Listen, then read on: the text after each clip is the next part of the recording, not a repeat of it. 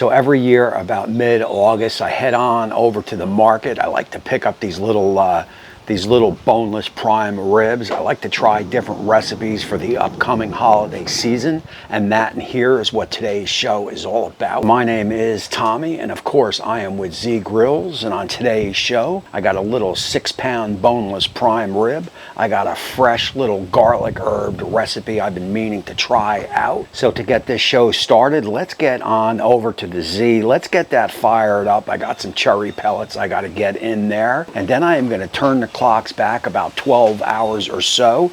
That is when I salt, dry, brined out this prime rib. Then I will bring you guys back. We will get the rest of the herbs on. We will get it in the pit, and we will start the show. Cherry pellets always seems to be my go-to as I am anytime I am cooking beef. And that is our little 6-pound prime rib. And anytime I am doing a prime rib, I definitely leave that fat cap on. I am going to go with a salt brine. As noted, I will get this in the fridge. Anywhere from 12 to 15 hours will do you well. You just want to make sure you get it up on some sort of rack so air can get underneath it. Yeah.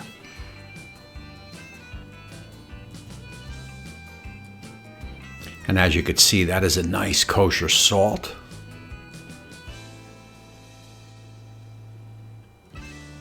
Make sure you get all those edges, of course. And there is our rack. Like I said, that'll go unwrapped, uncovered in the fridge for 12 to 15 hours. Alrighty, so look, here we are about 12 to 13 hours later. Here is my prime rib. I did take this out of the fridge probably about an hour or so ago. You definitely want that to come up to room temperature. I got a quick herb mixture I got to get through, so let's move this on over. Got a little bit of thyme and a little bit of rosemary. We want to get that chopped up.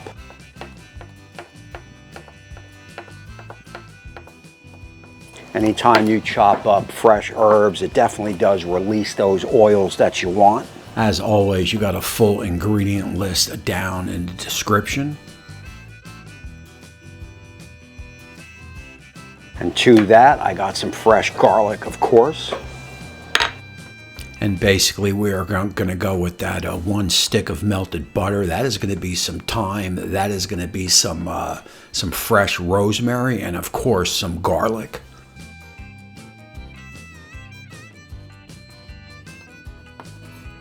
We'll get that in our butter mixture here.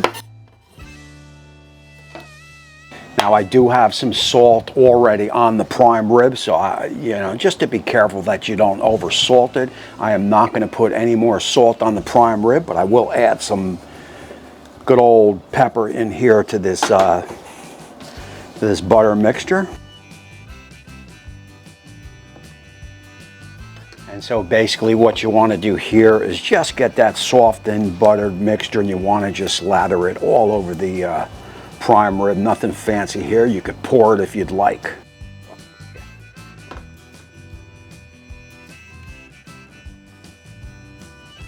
And I can tell you right there, man, that is a lot of flavor, and you definitely want this over a tin or a glass container like this, and you do want it up off the container floor, as you are going to build an au jus underneath.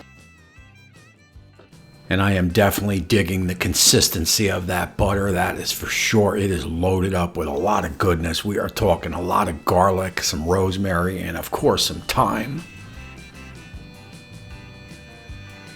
Don't forget the black pepper in that mixture, and also we have plenty of salt on that prime rib. We are definitely building flavors on here. There is no doubt about it.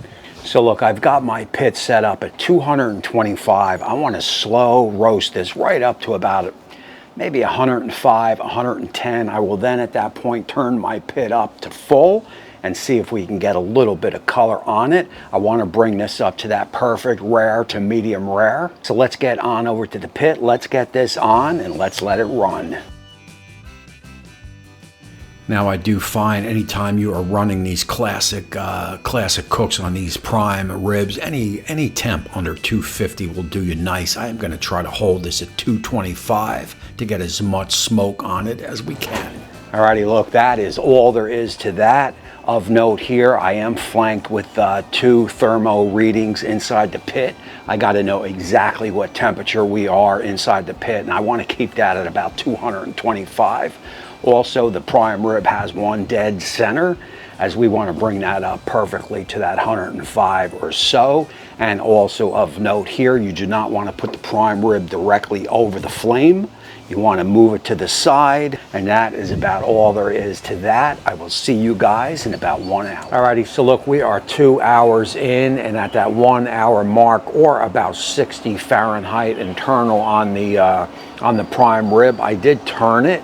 We want to get as much even cooking on the prime rib as we can, so turning it halfway through the cook is definitely going to help that.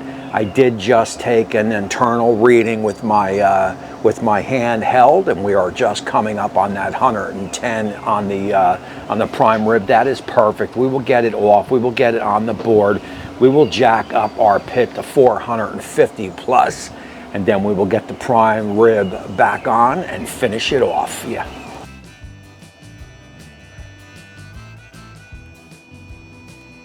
I am definitely digging the color of this prime rib. It has got that nice reddish tint. That is your cherry pellets.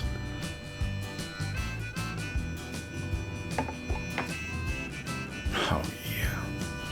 Oh. Alrighty, so look, like I said, we will turn the Z up to 400, 450, somewhere in that range. Once she hits that temperature, I will get the prime rib back on. We will keep it on there probably for about 2, 3, 4 minutes or so.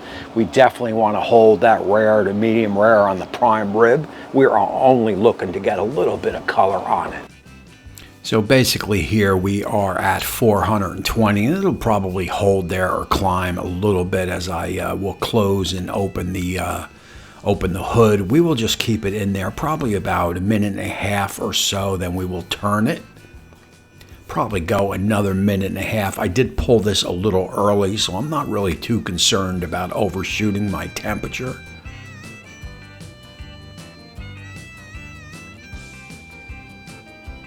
And you could see in heat we are really screaming right now. And I am definitely happy with that. Total cook time was probably a little bit under 5 minutes, and there is that gorgeous color. Yeah. Oh man. Oh yeah.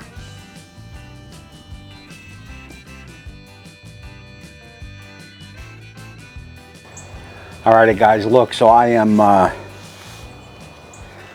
pretty confident that we definitely hit our rare to medium rare. You know, anytime I am doing a prime rib, it has to be under medium rare. So I would rather shoot under than shoot over. For me, there is nothing worse than a medium prime rib. So hopefully we did hit that rare, high rare to low medium rare. I will let this sit on the board here probably for about 15, 20 minutes, and then I'll bring you guys back. We will slice it right down the middle, take a peek, quick taste test, and close out the show. So here we go with the big reveal. We will go right down the center.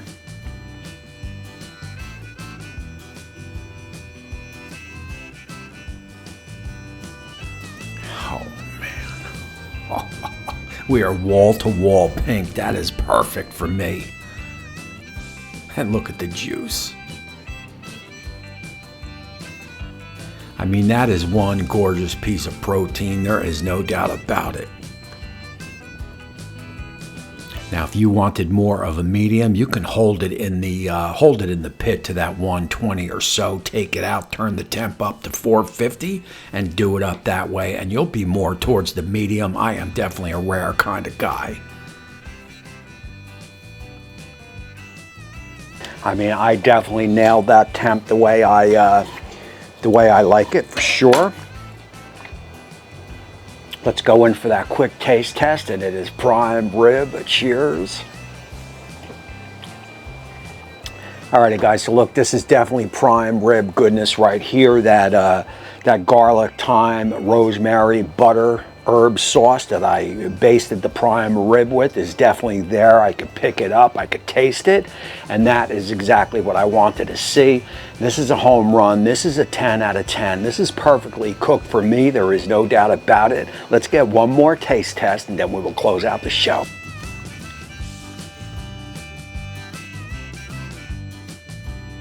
So it's got a nice saltiness to it. It is not over salty. That is why I didn't want to add any to the product before I put it on the pit. That is that 12 to 13 hour refrigerator salt brine hold that definitely penetrates the meat. That is good stuff. I am going to go with that. There is no doubt about it. Also the herb, like I said, the herb, thyme, rosemary, that is classic. That is going to happen. This is a 10 out of 10, man. This is a must to make. You need to go to the store. You need to pick up one of these little boneless ones and do a trial run and enjoy a little bit of Christmas time in August. So look, that is going to close out this show. As usual, Z-Grill will have this full recipe in blog form. Just go down in the description, hit one button. It'll take you right to the Z-Grill's webpage. Print it out and pick up everything that you need. Also, don't forget to check the Z-Grill's Instagram, the Facebook account, as well as the website, YouTube channel. It is all there. Follow all those places, and Z-Grills will have you smoking all year long. So look, that is going to close out this show. I appreciate all you guys for watching. Again, my name is Tommy, and until next time, we will see you soon.